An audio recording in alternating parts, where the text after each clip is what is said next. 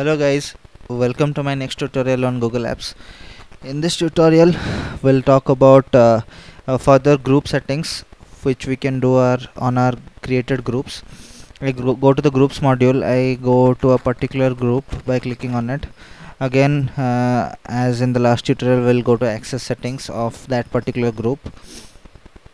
It will redirect us to the access settings page and access permission space, and then we'll talk about basic permissions in this tutorial.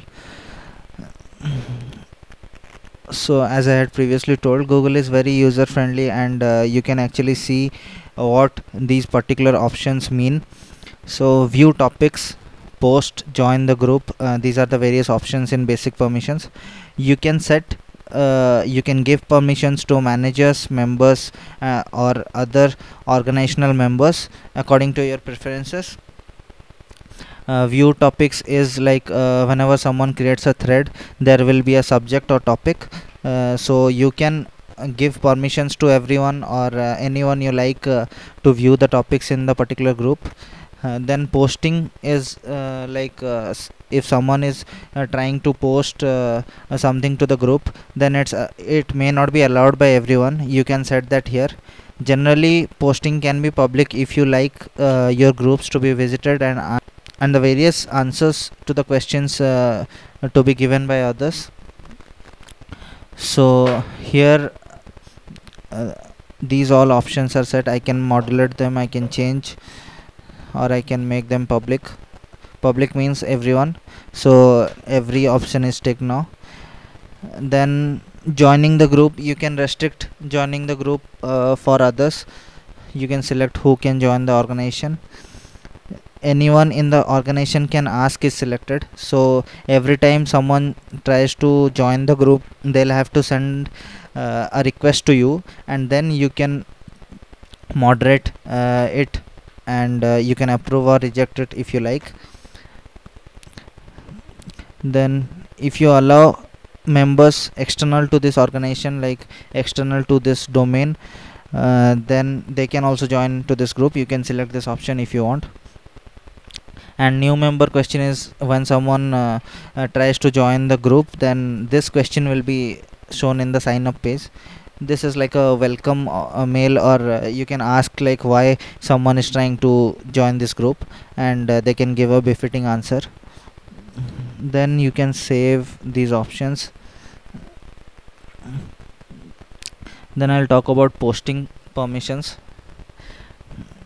Here also you can see assign topic, attach files.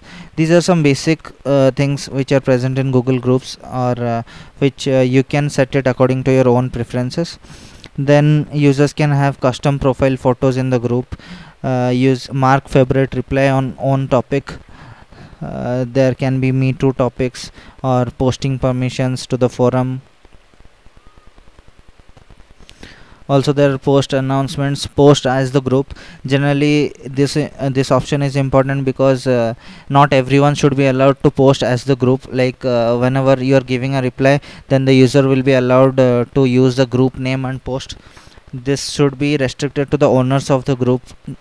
If you want, the managers can also be included, but as per preferences set by others, I don't think all members of the group should be ticked here, because all members should not have the privilege to post as the group.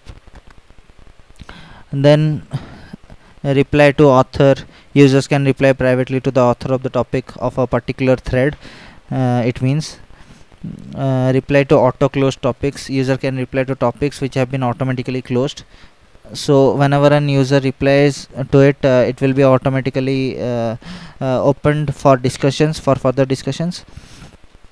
Then used canned responses. Canned responses are generally the responses which can be stored by you. Like you can have a set of texts which you use frequently or regularly on the forum.